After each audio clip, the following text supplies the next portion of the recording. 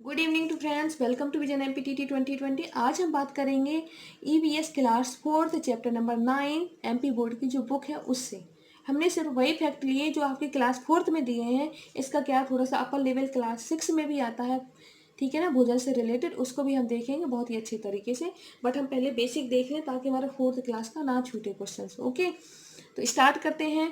तो भोजन से क्या होता है, अगर हम भोजन के बारे में करते हैं बात, तो भोजन से क्या होता है, हमारे शरीर को ऊर्जा प्राप्त होती है। ओके, भोजन से क्या होता है, हमारे शरीर की वृद्धि व विकास होता है।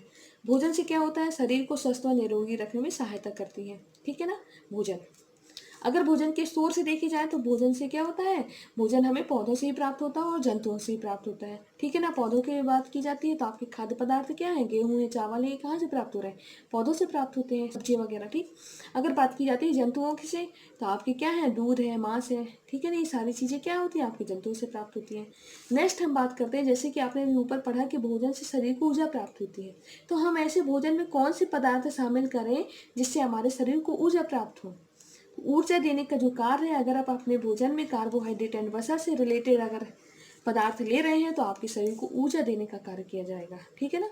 अगर आप क्या है, शरीर का निर्माण व विकास करना चाहते हैं तो आपके शरीर को क्या है, प्रोटीन की आवश्यकता होगी, ठीक है ना।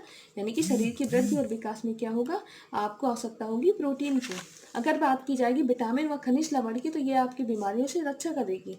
अब इसमें जैसे हमने देखा कि हमें कार्बोहाइड्रेट और वसा लेनी चाहिए, बिल्कुल सही बात है।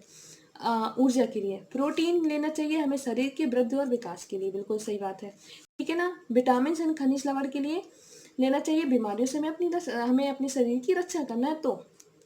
लेकिन अब हमें क्या है, ये भी पता होना चाहिए ना कि कार्बोहाइड्रेट और वसा में लेना क्या है, किससे हमें प्राप्त होगी। तो उन पदार्थों को भी देखें आप जिससे हमें प्राप्त होती है। आप देख सकते हैं जो कार्बोहाइड्रेट के क्या होते हैं, ये पदार्थ हैं, जैसे आपके अनाज है, शक्कर है, आलू है, केला है, शकरकंद है, ठीक है ना।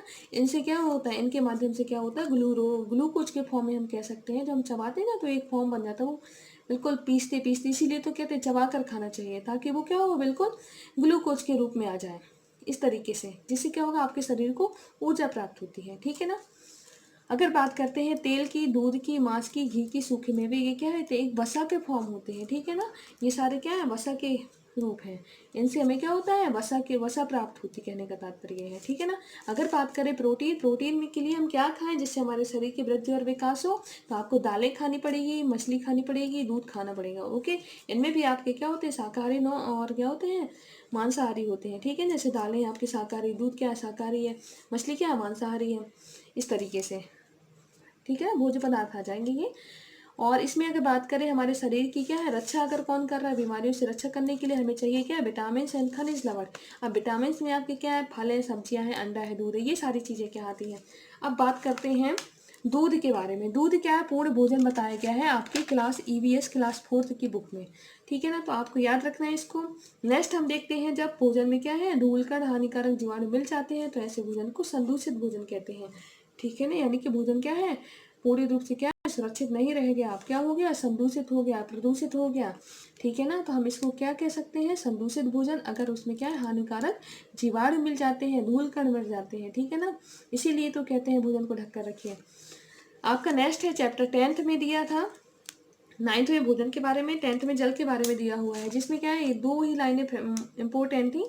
जल के प्रमुख स्रोत कौन कौन से हैं, सीधे पूछते हैं, कुआं है, तालाब है, नदी है, झरने है, ट्यूबवेल है, बावड़ी है, और क्या है, समुद्र है। इसमें एक क्वेश्चन ये बनता है कि सबसे ज़्यादा स्रोत कौन से हैं, ठीक है, सबसे ज़्यादा जो स्रोत पाए जाते हैं भारत में वो कौन से हैं, ठीक है ना। तो आपको इसमें देखना है कुआं एवं नलकूप, ठीक है ना, कुआं है और आपका नलकूप होता है, ठीक है ना। नल जो होते हैं वो सबसे ज्यादा पाए जाते हैं, कुआं एंड नलकूप, ये क्या होते हैं, भारत में सबसे ज्यादा इनके माध्यम से क्या होती है, अगर सिंचाई पूछी जाए, जो स्रोत पूछे जाए सिंचाई के, ठीक है ना, तो कुआं एवं नलकूप सबसे ज्यादा क्या उपलब्ध है इंडिया में, ठीक है ना।